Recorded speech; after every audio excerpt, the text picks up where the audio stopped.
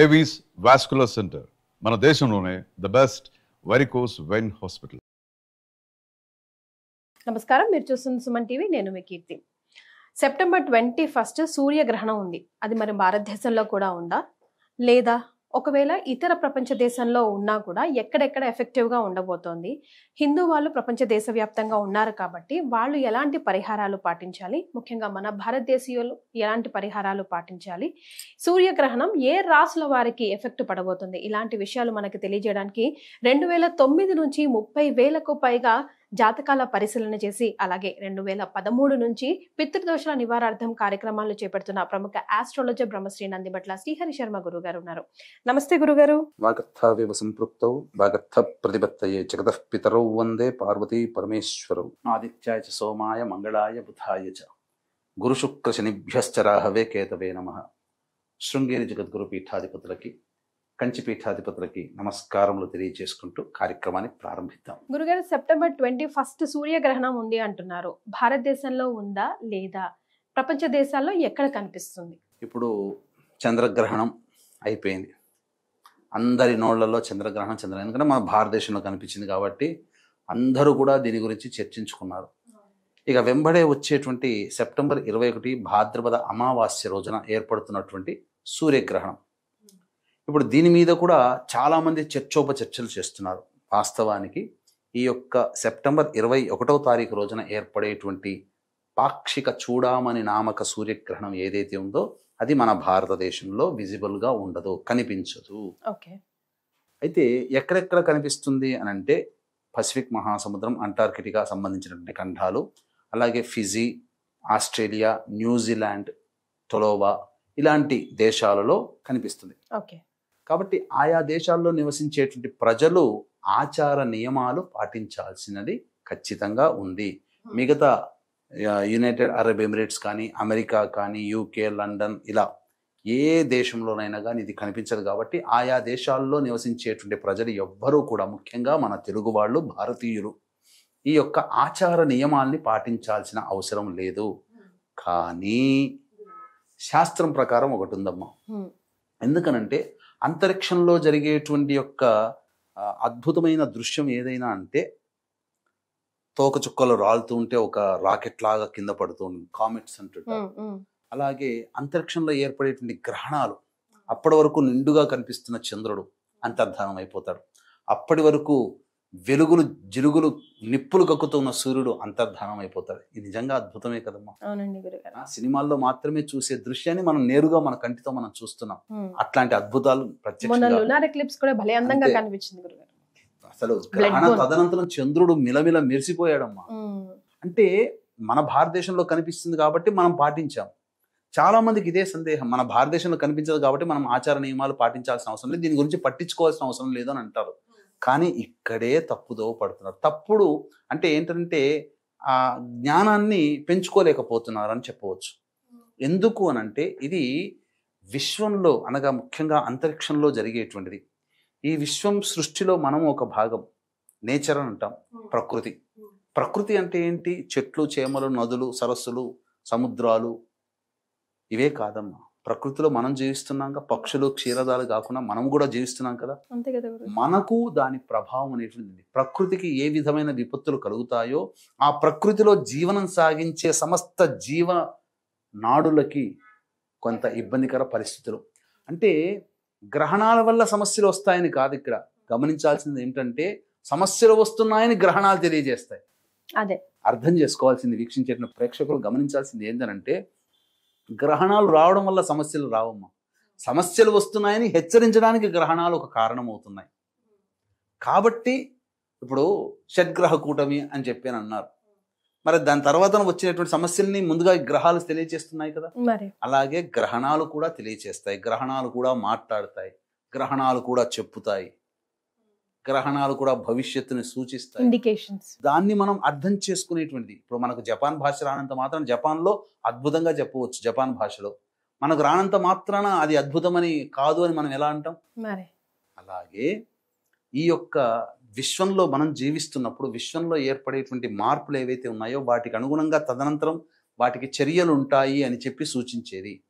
కాబట్టి ఇప్పుడు best example చెప్తానమ్మా, వీక్షించే ప్రేక్షకులు కూడా అర్థం చేసుకోదలిసింది ఏంటంటే, ఈ పాల్గొన మాసంలో పౌర్ణమి రోజున అమావాస్య రోజున ఏర్పడిన చంద్ర సూర్యగ్రహణాలు మార్చి 14, మార్చి 28, 29 పడింది కదమ్మా ఈ సంవత్సరం. మన భారతదేశంలో కనిపించలేదు.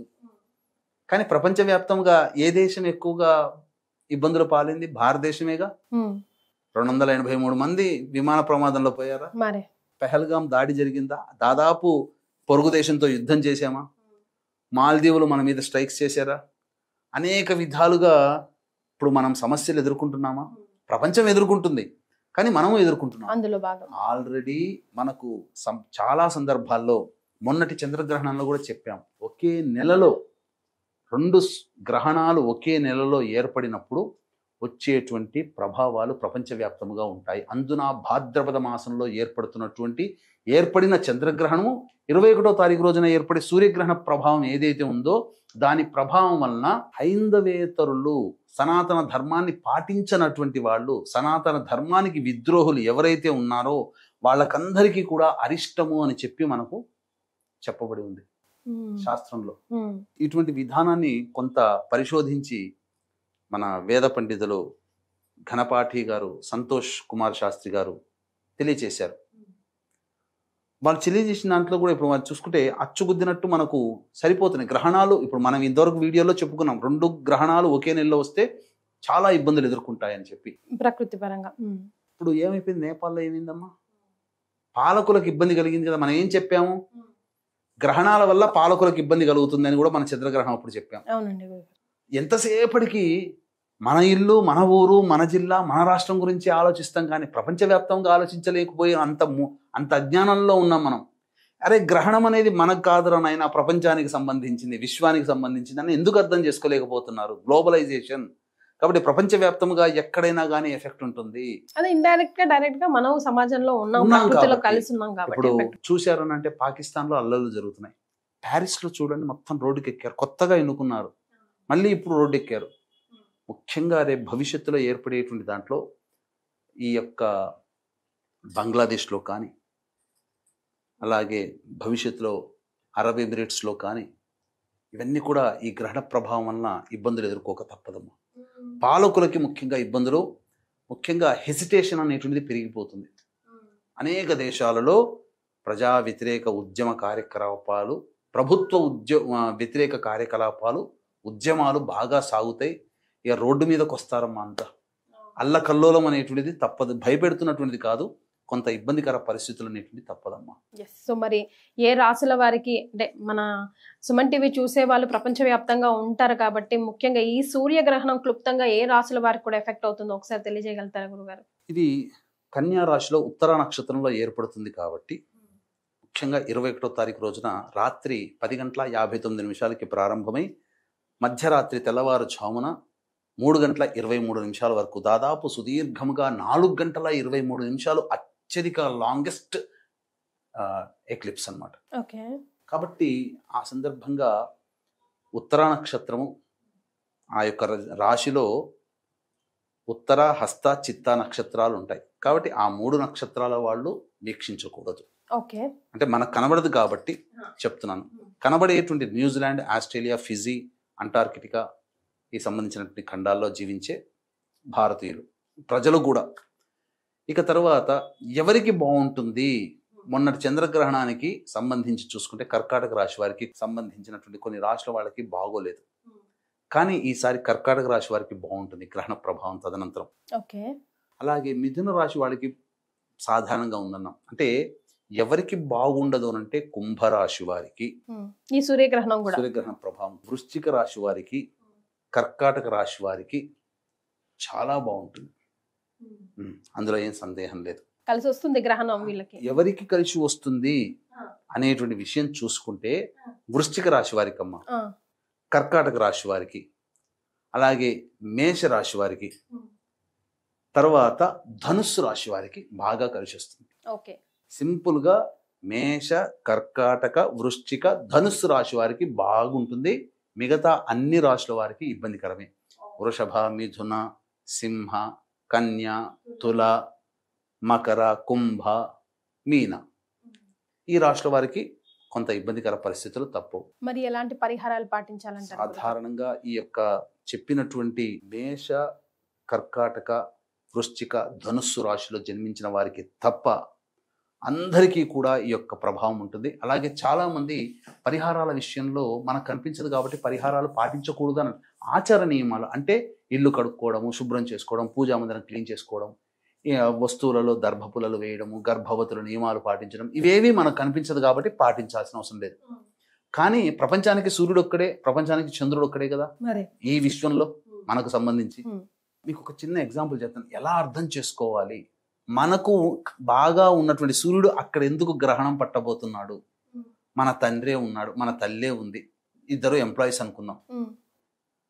ఇప్పుడు వాళ్ళకి జ్వరం ఏదన్నా నలతగా ఉంది, ఆరోగ్యం బాగాలేదనుకోండి, కానీ ఖచ్చితంగా డ్యూటీ ఏంది, ఎక్కడో చోట జాబ్ చేయాలి, ఆ డ్యూటీకి వెళ్ళాల్సిన పరిస్థితి.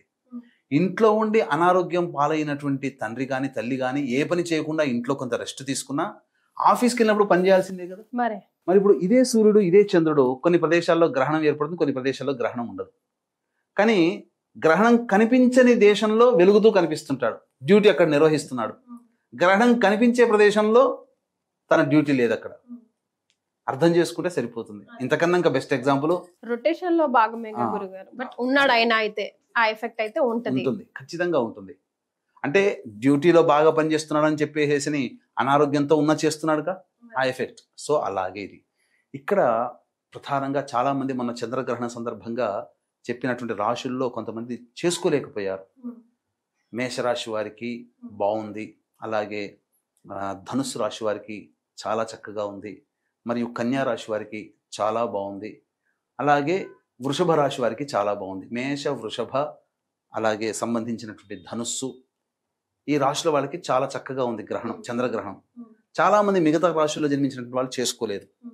అటువంటి వాళ్ళకి ఈ గ్రహణ సందర్భంగా అవకాశం కాబట్టి ఆ సమయంలో మేల్కొని ఇష్టదేవత ఆరాధన చేయడం చాలా మంచిది. అందుకనే దీన్ని దృష్టిలో పెట్టుకుని చాలా మంది ఈ గ్రహణ సందర్భంగా మన శాంతి కార్యక్రమాలు మిస్ అయిపోయారు. అటువంటి వాళ్ళ కోసం ఈ గ్రహణ సందర్భంగా, సూర్యగ్రహణ సందర్భంగా మన పీఠం ఆధ్వర్యంలో 22వ తారీఖు రోజున చంద్రగ్రహణం, ఎందుకంటే చంద్రగ్రహణం అయిపోయింది కదా అని అనుకోకండి. అయిపోయిన తర్వాత ఏ నక్షత్రంలో పడింది? శతభిష పూర్వభాద్ర నక్షత్రంలో పడింది. మళ్ళీ పూర్వభాద్ర నక్షత్రం వచ్చే లోపల చేసుకోవాలి. అయితే దసరా నవరాత్రుల ప్రారంభం రోజు మరీ ముఖ్యంగా గ్రహణం వెళ్ళిన తెల్లారి కాబట్టి ఇది చాలా అనుకూలమైనటువంటిది. కాబట్టి ఖచ్చితంగా మనం ఈ దసరా వెళ్ళిన తెల్లవారి రోజున ఈ చెప్పబడినటువంటి 12 రాశుల వాళ్ళు కూడా ప్రభావం ఉంటుంది కాబట్టి చేసుకోవడం చాలా ఉత్తమం. మిగిలిన వాళ్ళు ఈ కార్యక్రమంలో పాల్గొన్నటువంటి వాళ్ళకి శక్తిపాతం చేసినటువంటి కరుంగలి మాల ఇవ్వడం జరుగుతుంది. ఇక మీ ఇంట్లో మీరుగా ఆ 10 గంటల 59 నిమిషాల నుంచి తెల్లవారుజామున 3 గంటల 23 నిమిషాల వరకు ఇష్టదేవత ఆరాధన చేయండి. ఎందుకంటే సమయం ఎక్కడైనా మన భారతదేశానికి కన్వర్ట్ చేసుకున్నాం సమయాన్ని, కాబట్టి ఆ సమయం ఇక్కడ ఆపాదితం అవుతుంది. కాబట్టి ఈ సమయంలో అక్కడ గ్రహణం జరుగుతుంది. అది చాలా బలమైనటువంటి కాలం. చేసుకొని ఇంట్లో పూజ చేసుకొని ఇంట్లో దేవతారాధన చేసుకొని చాలా మంచి అద్భుతమైన ఫలితాలు చూస్తారమ్మా. ఎంతోమంది తాంత్రికవేత్తలు ఈ సందర్భంగా ఎదురు చూస్తుంటుంటారు. కాబట్టి ఈ చెప్పినటువంటి రాశుల్లో అనగా మేషరాశి వారికి అద్భుతం, కర్కాటక రాశి వారికి బాగుంటుంది, వృశ్చిక ధనుసు రాశి వారికి చాలా చక్కగా ఉంటుంది ఈ సూర్యగ్రహణ ప్రభావం. మిగతా అన్ని రాశుల వారికి దీని ప్రభావం వలన కొంత ఇబ్బందికర పరిస్థితులు భవిష్యత్తులో ఒక 3-4 నెలలు ఫేస్ చేయాలి. ఏం జరగదు, కాకపోతే నష్టపోయే 100 రూపాయలు నష్టపోయే చోట 500 నష్టపోవడం, ఒక గంటలో అయిపోయే పని 3 గంటలు పట్టడం, చిన్న దెబ్బతో పోయేది కొద్దిగా దెబ్బ ఎక్కువగా తగలడం కింద పడి, ఇట్లాంటివే తప్ప ఏం కింద పడి ఇబ్బందులు ఏం కావు. ఇలా జరుగుతాయి. గురుగారు, మరి ఇతర దేశాల్లో ఉన్న మన వాళ్ళ కోసం ఏం పరిహారాలు సూచిస్తారు అండ్ ఎలాంటి దాన ధర్మాలు?